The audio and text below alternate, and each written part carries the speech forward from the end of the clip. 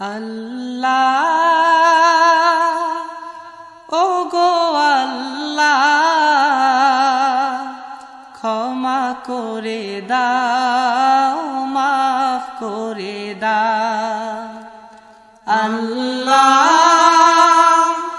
ও গো আল্লাহ,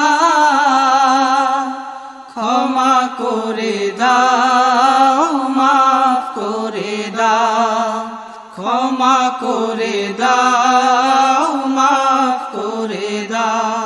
বিসমিল্লাহির রহমানির রহিম।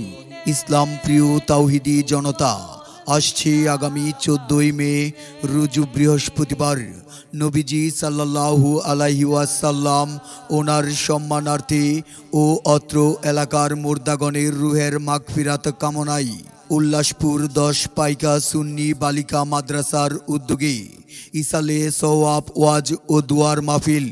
স্থান 10 পাইকা স্কুল মাঠ। সময় বাত আসর হইতে আখিরি মোনাজাত পর্যন্ত।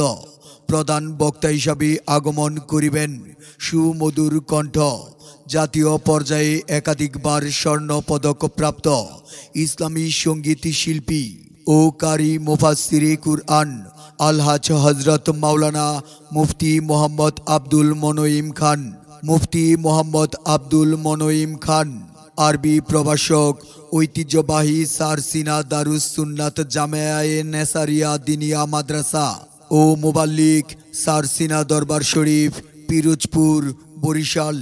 সভাপতিত্ব করবেন জনাব আলহাজ মোহাম্মদ আব্দুল কুদ্দুস, স্বত্বাধিকারী Naogaon model town limited, Naogaon. সহ সভাপতিত্ব করবেন জনাব মোহাম্মদ আব্দুস সামাদ মণ্ডল।